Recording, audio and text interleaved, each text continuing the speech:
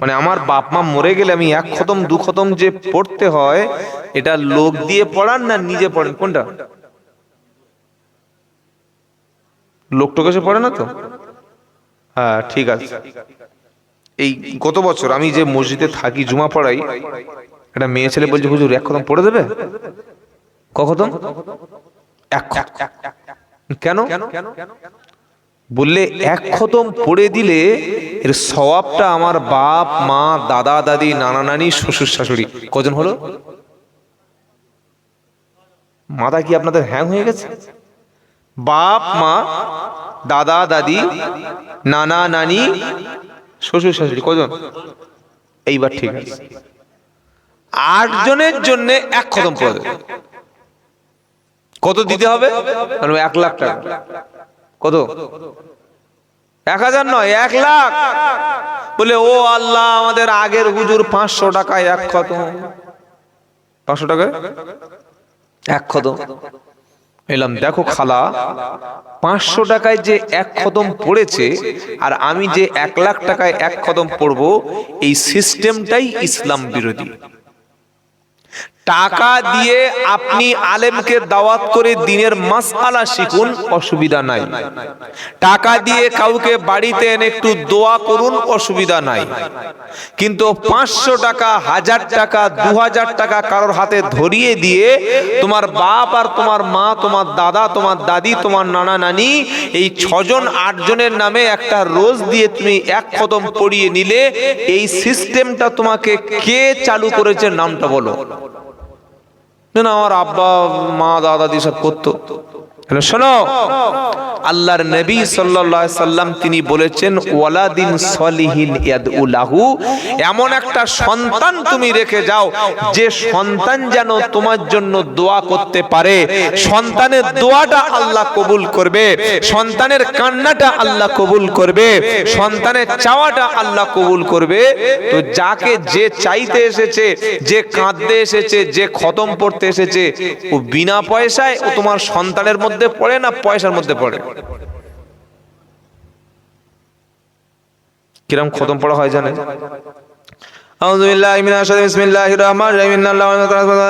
ইয়া আইয়ুহাল্লাযীনা আমানু ইন্নাল মালায়ালাউন। সকাল 8টা বাজে, ওই চা দাও। আর ছোটবেলায় একটু মাদ্রাসা কিছু দুষ্টু ছেলে আছে, তো ওরা কি করতে জানেন? যখন দেখছো 8-9টা বেজে গেছে, পড়তে গেছে কারোর বাড়ি, টিফিন টিফিন দেয় না, তখন পড়তো অন্নাশিতাতি নাস্তা ওয়ান্নাশিতাতি নাস্তা ওয়ান্নাশিতাতি নাস্তা নাস্তা। তার মানে কি দাও? বাড়িগুলো বলছে এ টিফিন টান টিফিন টান টিফিন টান টিফিন টান। কি বলছে? কি চালাক মাল, একবার বুঝতে পেরেছেন? ও নাশিতাতি নাস্তা শুরু করে দিয়েছে। আল্লাহর কসম করে বলছি, আপনি নিজে কোরআনটা শিখুন, আপনার সন্তানকে কোরআন শিখুন, কোরআনটা শেখান। আমার নবী বলেছেন, যে ব্যক্তি কোরআনের একটা অক্ষর পড়বে, আল্লাহ তাআলা তার আমলনামায় 10টা নেকি দান করে দেবে। একটা অক্ষরে কটা?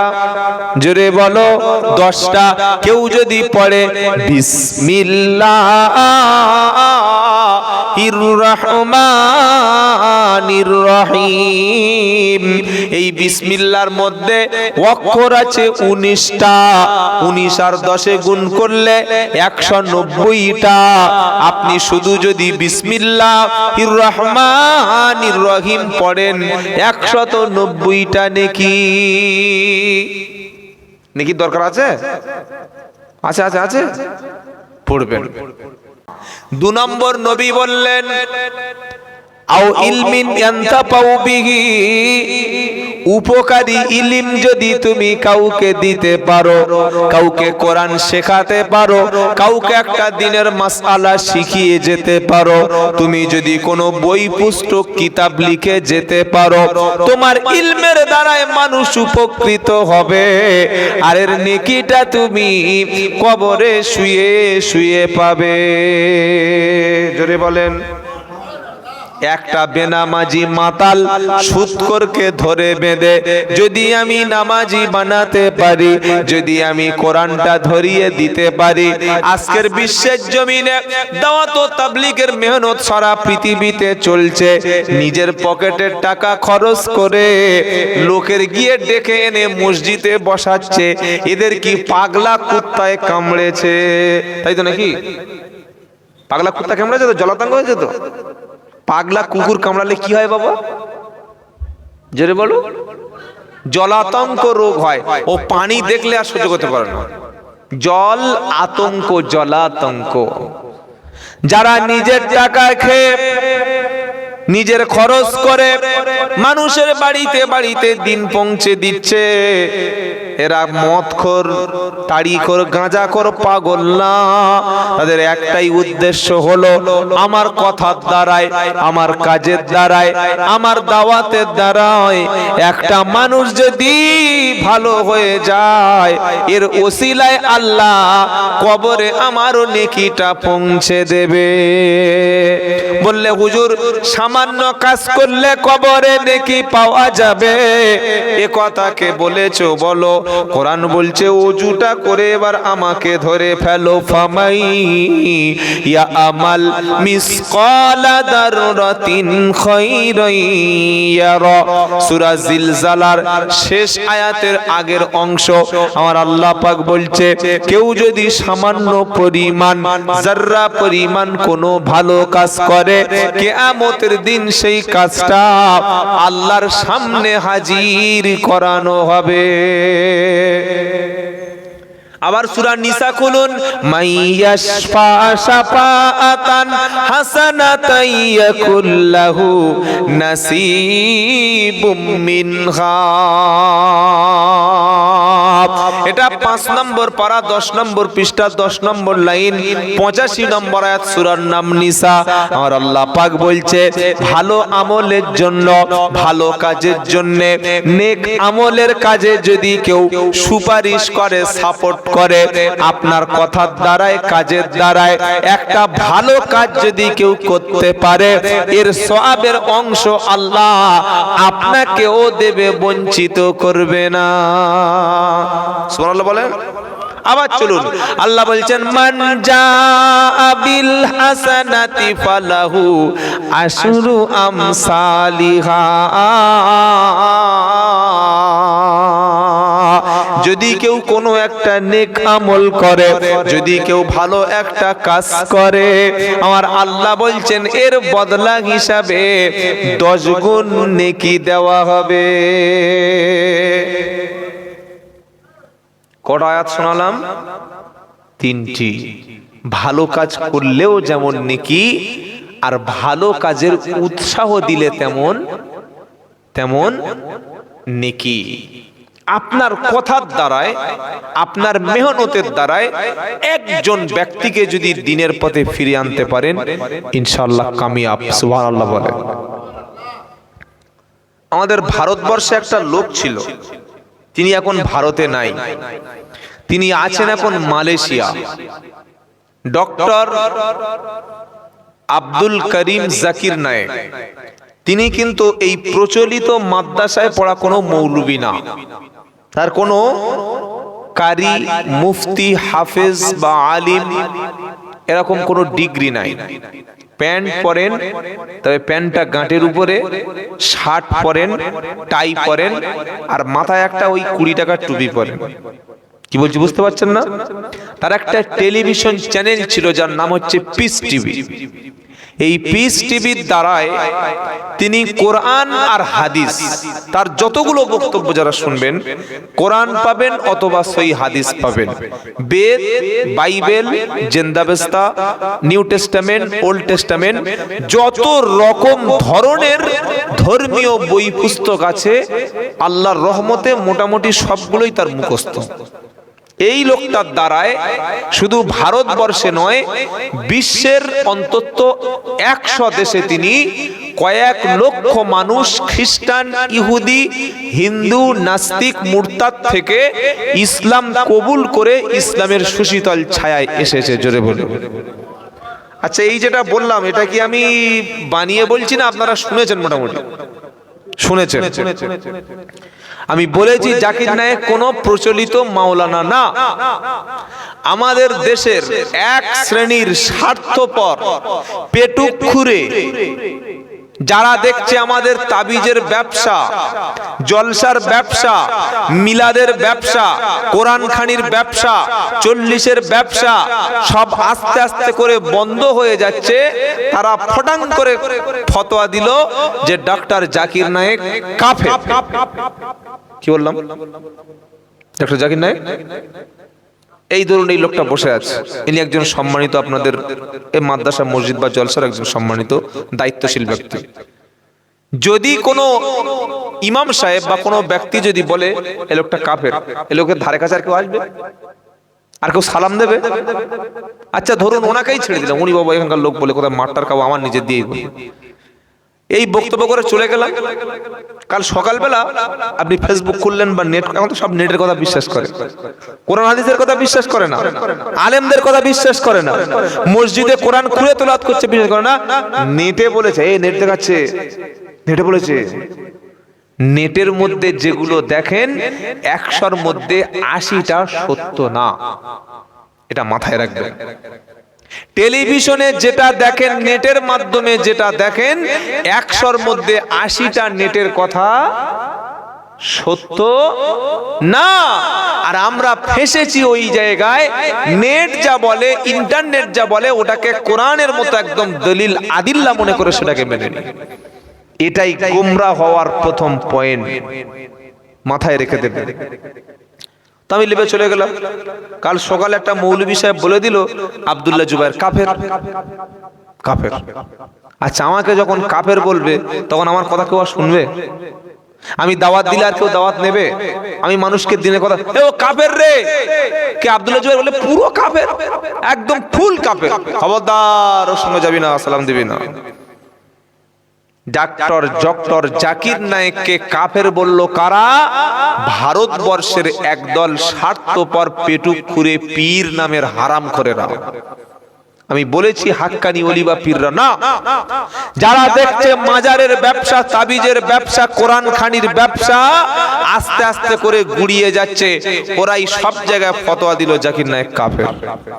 সেই লোকটার দ্বারাই আমি বলছি না ডাক্তার জাকির নায়েক ঠিক, কিন্তু তার কিছু কথা তো সঠিক, তার দাওয়াতের টেকনিকটা, তার হিকমাটা, তার মেজাজটা, তার যে যুক্তিটা, আর্গুমেন্টটা, ইনফরমেশনটা, কোরআন হাদিসের তথ্যটা, এটা ঠিক কি ঠিক না? একটা রাখাল যদি আমাকে কোরআনের একটা কথা বলে, আমি বলবো এই তোর কথা রাখ, তোর কথা কে শুনবে রে? এটা বললে আপনি রাখালের কথা অস্বীকার করলেন না, আপনি কোরআন অস্বীকার করলেন। একটা হাই স্কুলের মাস্টার যদি আমাকে কোরআন থেকে একটা কথা বলে যে আল্লাহ বলেছেন ওয়া হাল্লাল্লাহুল বাইয়া ওয়া হাররামার রিবা, 3 নম্বর পারা 6 নম্বর পৃষ্ঠা 3 নম্বর লাইনের 275 নম্বর আয়াত, সূরার নাম বাকারা, আল্লাহ বলছেন ব্যবসা হালাল, সুদ হারাম। ও যে হেডমাস্টার বলেছেন বা স্কুলের একটা মাস্টার বলেছেন প্যান্ট শার্ট পরে থাকেন, ওর কথাটা আমি বলবো, এই মাস্টার তুই বুঝিস কি রে? দাঁড়িয়ে আছে, নামাজ পড়িস, তুই আলেম, তোর কথা শুনবো না, যা, ও তোর কোরআন তোর কাছে রাখ, তোর কোরআন তোর কাছে রাখ। এটা বললে আমার ঈমান থাকবে? বলুন। আমি মাস্টারের কথা উড়িয়ে দিচ্ছি না আল্লাহর কোরআনটা উড়িয়ে দিচ্ছি? কোনটা ভাববেন? ডক্টর জাকির নায়েককে কাফের বানিয়েছে এই স্বার্থপর পেটুক্ষুরে হারামখোর পীরগুলো, তাকে দেশ ছাড়া করে দিল, থাকতেই দিল না। অথচ হাজার হাজার মানুষ বলছে না ডাক্তার জাকির নায়েক ইহুদিদের এজেন্ট। আচ্ছা, ইহুদিদের এজেন্ট যদি কেউ হয়, তার হাতে ইহুদি বাড়বে না মুসলমান বাড়বে? কি বলছি বুঝতে পারছেন না? আমি যদি খ্রিস্টানদের এজেন্ট হই, তাহলে আমি খ্রিস্টানের কথা প্রচার করব না মুহাম্মদ সাল্লাল্লাহু আলাইহি ওয়াসাল্লামের কথা প্রচার করব? কোনটা? খ্রিস্টানদের কথা প্রচার করব, যেহেতু আমি খ্রিস্টানদের এজেন্ট। আমি যদি ইহুদিদের এজেন্ট হই, ইহুদিদের পক্ষে কথা বলবো, ইহুদিদের কথা প্রচার করব, আমি মুহাম্মদ সাল্লাল্লাহু আলাইহি ওয়াসাল্লামের কথা কেন প্রচার করতে যাব? সত্যি যদি জাকির নায়েক ইহুদিদের এজেন্ট হতো, তার হাতে ইহুদি বাড়তো, বাট কোনো মুসলমান হতো না। কথা ভালো করে বুঝুন, ভাবার চেষ্টা করুন। আমরা আমাদের নিজেদের আজকের শত্রু হয়ে গেছি ভাই। মুসলমানদের শত্রু। তাই ডক্টর জাকির নায়েক শুধু তার কথা ছেড়ে দিলাম, যিনি কোরআনের কথা বলেন, যার কথা শুনে, যার হেদায়েতের বাণী শুনে একটা মানুষ যদি ফিরে আসে, সেই ব্যক্তি কবরে শুয়ে শুয়ে যত ব্যক্তিকে হেদায়েতের বাণী শুনিয়েছে সারা জীবন তার নেকি পাবে। জোরে বলুন সুবহানাল্লাহ। আর আল্লাহ বলছেন তোমরা মানুষদেরকে হিকমতের সঙ্গে ডাকো। উদউ ইলা সাবিলি রাব্বিকা বিল হিকমাতি ওয়াল মাউইজাতিল হাসানা ওয়াজাদিলহুম বিল্লাতি হিয়া আহসান ইন্না রাব্বাকা হুয়া আলামু বিমান দাল্লা আন সাবিলিহি ওয়া হুয়া আলামু বিল মুহতাদিন। এটা 14 পারা 20 পৃষ্ঠা 11 নম্বর লাইন 125 নম্বর সূরা নাহাল। আল্লাহ বলছেন নবী আপনি মানুষদেরকে দ্বীনের পথে, ইসলামের পথে, কোরআনের পথে ডেকে আনুন। যখন ডাকবেন কোন দিকে ডাকবেন? আল্লাহর দিকে। কার দিকে বলেন? কোনো কবর, কোনো মাজার, কোনো দল, কোনো দিকে নয়, আল্লাহর দিকেই মানুষকে ডাকুন। সুবহানাল্লাহ পড়েন। আর যখন ডাকবেন কিভাবে ডাকবেন? বিল হিকমাতি ওয়াল মাউইজাতিল হাসানা, হিকমতের সঙ্গে সুন্দর সুন্দর উপদেশ দিয়ে জ্ঞান বিজ্ঞানের কথা বলে মানুষদেরকে আল্লাহর দিকে আনবেন। সুবহানাল্লাহ বলেন। তো যদি কেউ মরণের আগে এমন কোন আমল করে যেতে পারে যে আমলটা দুনিয়ার মানুষ উপকৃত হচ্ছে, দুনিয়ার মানুষ সেই আমলটা করছে, এর কারণে সেই ব্যক্তি কবরে গিয়েও সওয়াব পাবে। বলুন সুবহানাল্লাহ। দুটো নেকি বললাম, এক সাদকায়ে জারিয়া আর একটা হচ্ছে নেক। আও ইলমিন আনতাফাউ বিহি, উপকারী ইলম যদি কাউকে দিতে পারি এর নেকি আছে।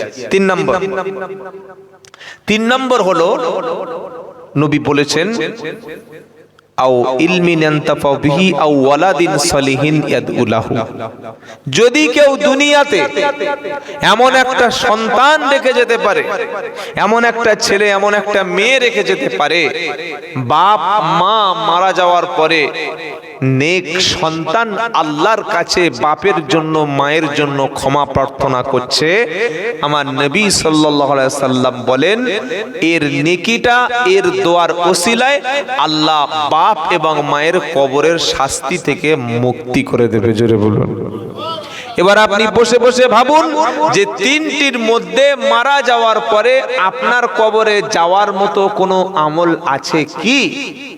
যদি মসজিদ, মাদ্রাসা সহযোগিতা করতে পারেন নেকি পাচ্ছেন, যদি কাউকে দ্বীন শিখিয়ে যান নেকি পাবেন, আর যদি কোনো একটা সন্তান রেখে যান যে সন্তান আপনার জন্য দোয়া করবে, যে সন্তান আপনার জন্য কেঁদে বলবে রব্বির হামহুমা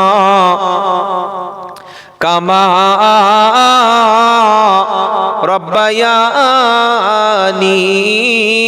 সগীরা, এই দোয়াটা কার কিসের দোয়া? মুরগি জবাই দোয়া, তাই তো? হ্যাঁ, কিসের দোয়া? 15 পারা 3 পৃষ্ঠা 7 নম্বর লাইনের 23 নম্বর আয়াত সূরা বানী ইসরাইল। কোরআন শোনাচ্ছে রব্বির হামহুমা কামা রব্বায়ানি, আর জানা নাই কামা রব্বায়ানি, জোরে বলেন সগীরা। এই দোয়াটা বাপ মার জন্য আল্লাহ শেখানো দোয়া। আমার আল্লাহ বলছে বান্দা বাপের জন্য দোয়া চাও, মায়ের জন্য দোয়া চাও। আল্লাহ তারা দুজনে কষ্ট করে ছোটবেলায় আমাকে লালন করেছে, পালন করেছে, দুজনে মুহাব্বতের দৃষ্টিতে আমাকে লালন করেছে। তারা যদি আমাকে সময় না দিত, আমাকে না খাওয়াতো, আমার চিকিৎসা যদি না করাতো, আমি কখনো কখনো বাঁচতে পারতাম না। আমি অসুস্থ হলে তারা যদি ডাক্তার না দেখাতো জীবনে কখনো সুস্থ হতে পারতাম না। আল্লাহ আমাকে ক্ষমা করে দাও, বাপ মাকে ক্ষমা করো, তাদের দুজনের উপর রহম করো। কোন সন্তান যদি বাপের জন্য মায়ের জন্য এই দোয়াটি পড়ে আল্লাহর কাছে ক্ষমা প্রার্থনা করে, এর ওসিলায় আমার আল্লাহ তার বাপ মার আযাবটাকে মাফ করে দেবে।